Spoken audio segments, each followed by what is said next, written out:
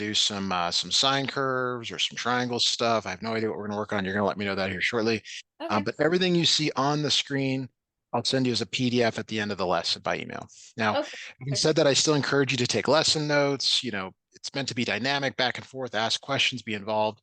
Depending on what we do, I know you're trying to get caught up on homework. That's fine, but you still should be some participation. I don't want to be just talking at you the whole Oh time, yeah. but Yeah. that's the start. Second thing is I'm screen recording, so everything you see on my screen here, I upload to my YouTube channel. I ask that you subscribe. It's for the business. Subscribe, like your videos. Hey, why not? They're your videos. So Mhm. that's the brief introduction. Now we can work on whatever you want. Homework, quizzes, tests, doesn't matter to me. I'm not affiliated with any universities or institutions. Totally up to you what we work on. You mentioned in the text, like, how do I get stuff over to you? A couple of options. There's text, there's email, and then I can also make you co-host and you can share your screen. Now, the Okay. faster you get stuff over to me, the faster we can work on it. We can go back and forth. I can grab a bunch of snips in a row. I know with Pearson, sometimes there's multi-parts. Do the best you can to get the stuff over ahead of time so we're not wasting time with that.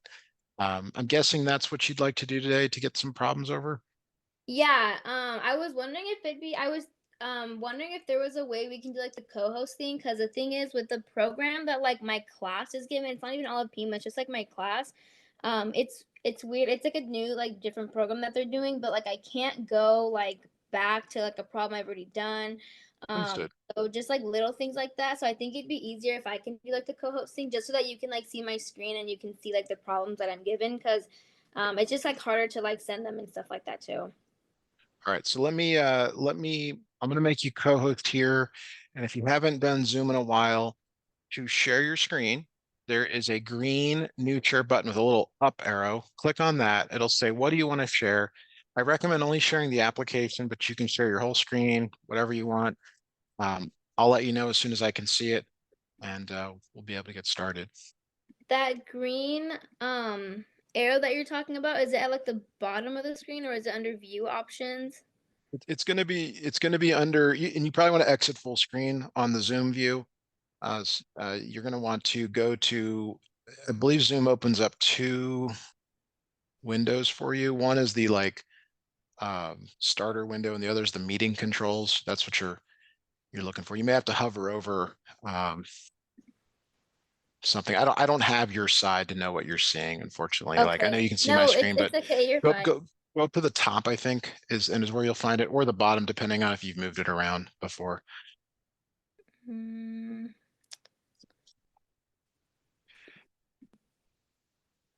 let me see if I can find it. I don't know. Honestly, I've only used Zoom like a couple of times, so even then I'm not like super familiar with it. I'm just trying to maybe it's this one.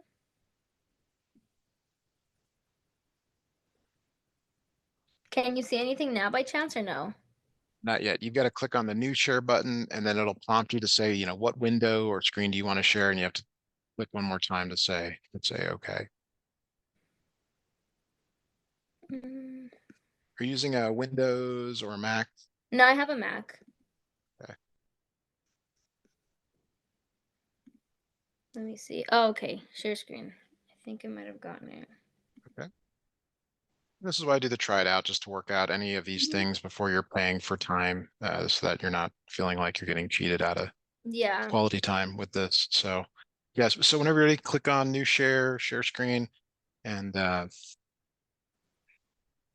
Can you see anything now by chance or no? you're not yet sharing now. It prompts me right away when you do. Hmm.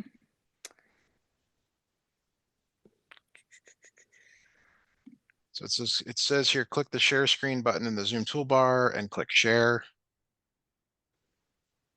Because I hit the share screen button, but maybe. There's one more step. You have to choose the thing that you want to share. Um.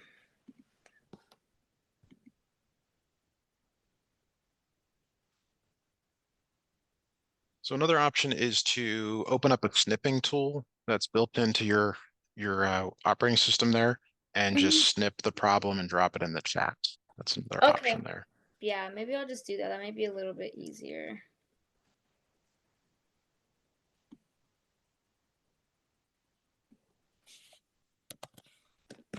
Maybe I can just screenshot it.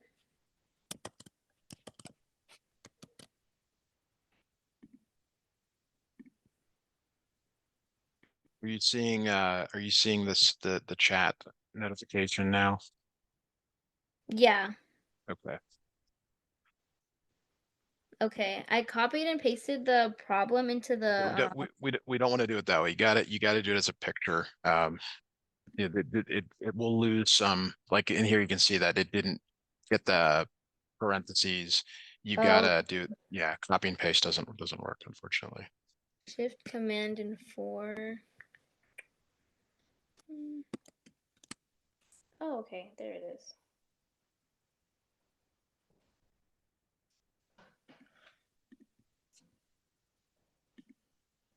Do I just paste that like the picture that I Yeah, took? you just go right into the chat, hit paste, and it'll probably just drop it right in. There it is, Okay.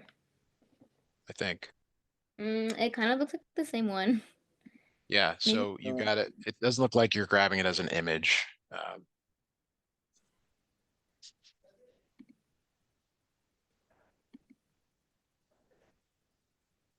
Trying to see if I can.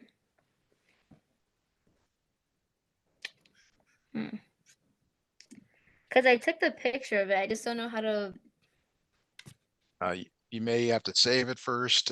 Typically, if you save it, the reason when you pasted it, it still was pasting the text. Maybe save that. It's that image somewhere. It says there's an edit screenshot. There should be a button then to copy it for you. I think I might have gotten it. Give me 1 second. Okay.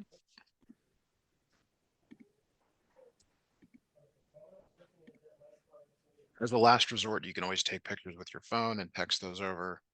Um, However you get them over to me, I will handle them. The better the pictures, though, the better it is to help, of course. Yeah, that's probably what I end up doing because I don't know. It's taking the picture, but it won't it won't copying and pasting it. It's not like taking like the actual picture and like putting it. I'll just take a picture and then I can just send it to you just so that we don't waste so much time. Okay, sounds good.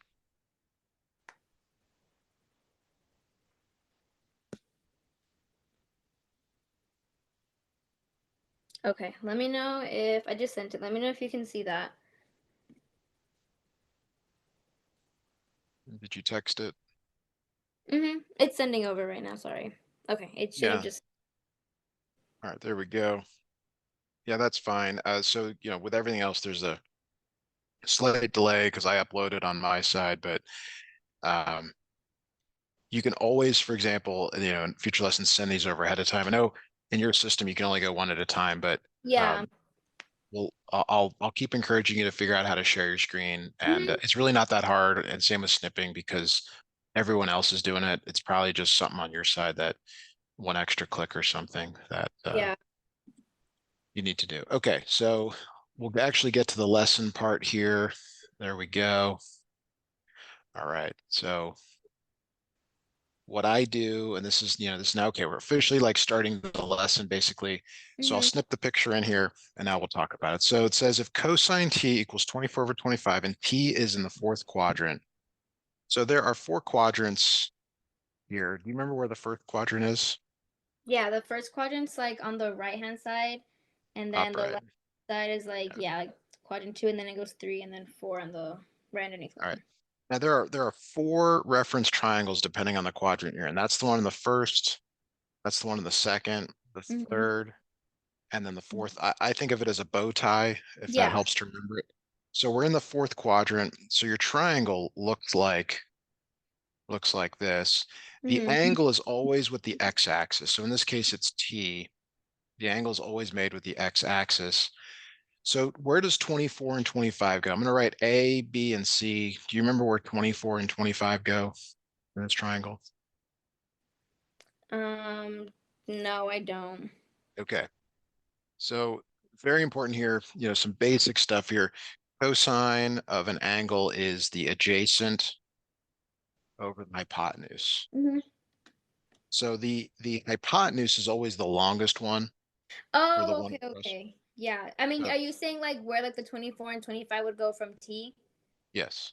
Oh, okay. Okay then. Yeah, sorry. I got that. I just it took me a second to realize like Where what where where does the 24 go? On A or B? the 24 is gonna go with A. It is. Okay. Very good. Now to find B, you have to use the Pythagorean theorem. A squared plus B squared equals C squared. This is a special triangle, meaning the numbers are already known in advance, meaning that they're nice. A lot Mhm. of times they're not nice. Now, are you generally allowed to use a calculator in this class? Yeah, I am. Okay, do you have one with you today, a TI 8384 or something else? Yeah, I have a Casio. Okay, whatever you use, you have to be comfortable solving this equation. This is 576 plus B squared Mm-hmm. equals 625. B equals square root of 625 minus 576, which ends up being 7. Now, it's plus or minus, though. And the question is this positive or negative 7 on this side right here? Do you remember from class how to figure that out? If it's positive or negative? Yeah. No, I don't remember off the top of my head. Okay, so we're going down. Does that help? Down in Y? So it'll be negative? Yeah. And Okay. it's a small thing, but it's an easy thing to miss. Yeah. So the sine of t is opposite over hypotenuse minus 7 over 25, like that. That is your final answer. So how did you get the sine if we started oh, is it because it says to identify the sine of t? So you started Yeah. off with cosine and then how did you jump Yes. to sine again? Well, sine is well known to be opposite over hypotenuse, Mm-hmm. which requires you to find the third side of the triangle, which Oh, is what okay. we did after drawing it. Oh, okay, okay. So use the given information to draw as much of the triangle as possible, and then you find the third side.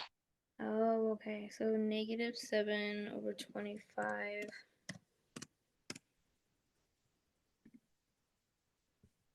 Okay.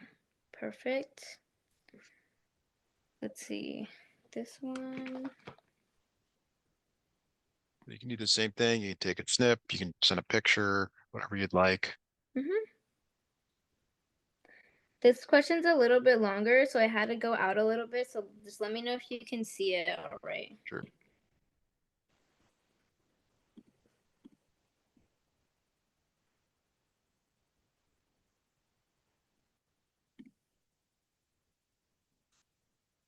Got it.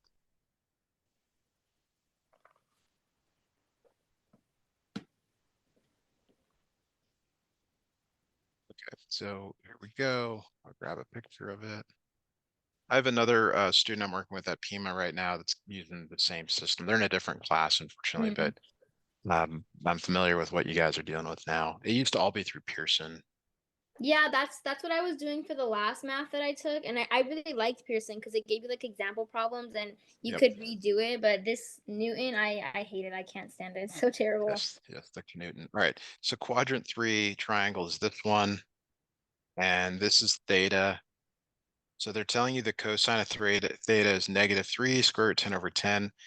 Where does tell me anything you know that goes in one position or another on this? Like what goes in A, B, or C if you can tell. So cosine is opposite over adjacent, or is it hypotenuse? So it's TOA. Okay, Probably so saw that in class. yeah, Um, opposite over hypotenuse. So the three this is square cosine. root. This is cosine though, so it's adjacent over Okay, hypotenuse. yeah. I'm sorry, I was looking at sine. So the 3 square root of 10 is gonna go with the A, and then I guess, like, over 10 would be H. The which letter? For C, sorry. Yeah, very good, very good. Okay, I'm just testing because I want to make sure we're somewhat caught up here at the same place.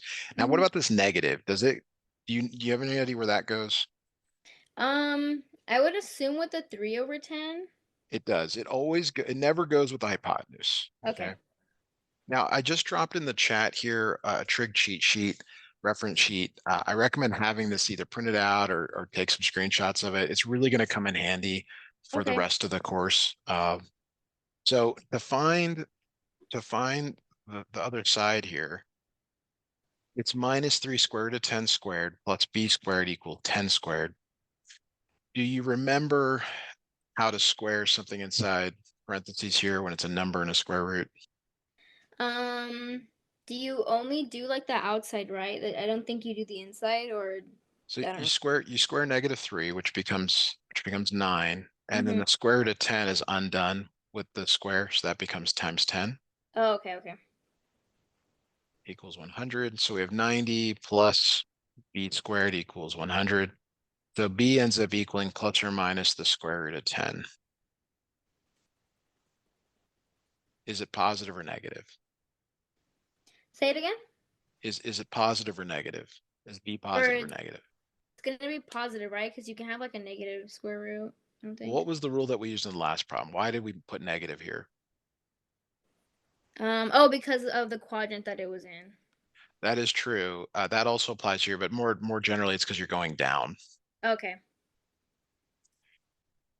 So it'll be negative then? Yes. And then we can actually answer the question at once sine of theta. So sine of theta is opposite over hypotenuse, which is negative square root of 10 over 10 like that. Okay. And that would just be my answer by itself? That's it. Yeah. That? Oh, okay. So sine square root of 10 over 10. So you don't actually have to like solve for b then. Like it's not asking you for like an actual like number. It's just more of like to find what like the sine of theta is. There's no kind of like nice friendly answer that you're used to in other classes. It's some sort of root typically or a fraction. Oh, okay. Negative square root of 10 over 10. Ah, that's not what I wanted.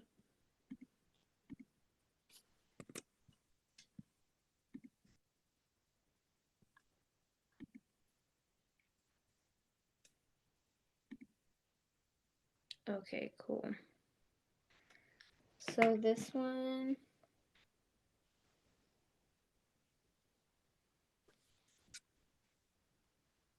Okay, I'm gonna send you the other one right now. Okay, sounds good.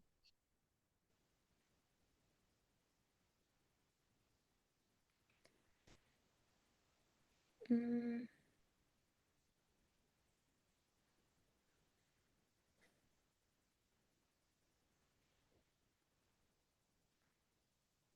Got it. Okay. cosine of theta is greater than 0 and tangent is less than.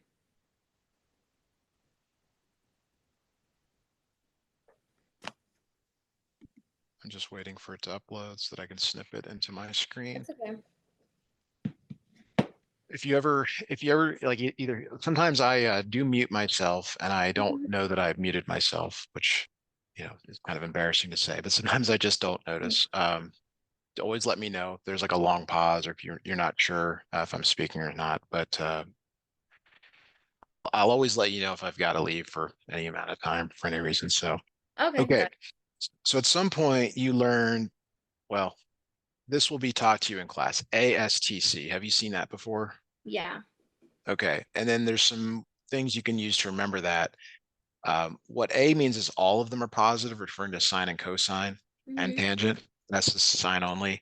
So which two quadrants is cosine positive in? In the first quadrant, And any other?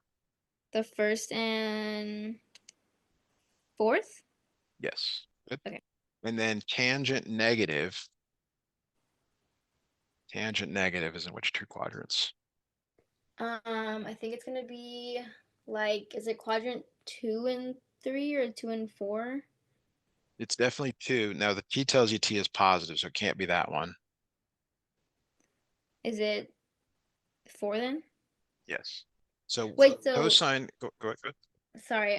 You said that what tells me that t is positive again, or The letter, those like this top one, left one means that sine is positive. Mm-hmm. but all the rest are negative. Tangent is positive, but all the rest are negative. Cosine is positive, but all the rest are negative. Oh, okay. And there will always be a quadrant where they overlap, Mm-hmm. and that's how you answer it. Oh, okay, okay.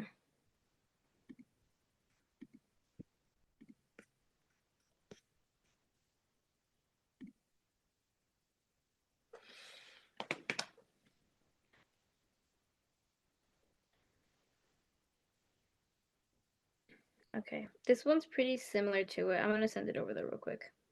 Okay. You can always, oh, I guess yours you can't move past them. Okay. Yeah, we'll work them all. Sine of theta is greater than 0 and secant is less than 0. Secant is like 1 over, is it cosine? Yeah, Or so secant has the same rules as cosine. So as far as positive and negative. So in this problem here, ASTC, which two quadrants is sine greater than 0? in quadrant 2 and 1, Okay. All right, now secant is really like cosine. So which two quadrants is cosine less than 0? where it's less than 0, is it Or not? 3 and where secant is less than 0? Yeah, so where's cosine less than 0? Secant's the same as cosine in terms of it's whether it's positive or negative. Um 3 and 1. One, they're all positive. Oh yeah, one's all positive. Is it 3 and 2? It is 2 because sine is positive, so cosine must be negative. There's your answer. It's in quadrant 2. Oh, okay. Quadrant 2.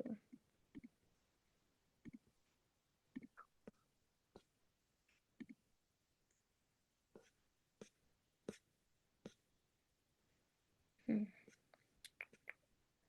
What's this next problem? Mm. Okay, let me send you the next one.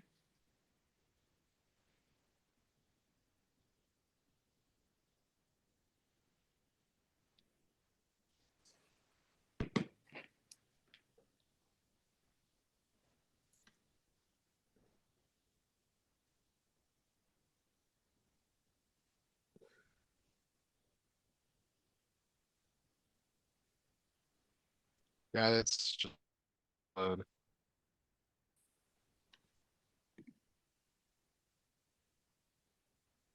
All right, there it is.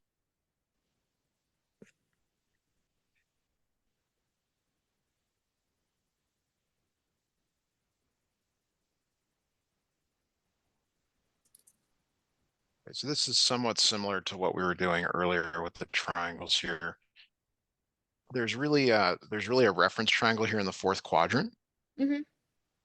Okay, and they're giving you the x and the y values. Square root of 2 over 2 minus square root of 2 over 2, like that. Now, depending on what they're asking for, which in this case is the secant of t, there's a bunch of things that you could do. You might have to find the third side of the triangle. You might not. But you just mentioned this earlier. Secant of t is really 1 over the cosine of t. Mm-hmm. And that's also in that reference sheet I showed you. And on the unit circle, x is the cosine, y is the sine value. So in this problem, cosine is root 2 over 2. Have you seen that before, or is that totally new? No, that's new. Okay. Normally you do it like adjacent over hypotenuse, but you would solve and find that the hypotenuse is 1. Mm-hmm. So now like this is the answer, but you'll notice in your problem none of those appear because you have to simplify this. Mm-hmm. So instead of dividing, you always multiply. So 1 is really 1 over 1. You always multiply by the reciprocal. Okay. That's from a previous class. Yeah. And then you rationalize by multiplying the top and bottom by square root of 2. That becomes 2 root 2 over 2. The 2's cancel and it's just root 2, which is letter C. Okay. 2 square root of 2 over 2. All right, so I'm going to go ahead and stop here for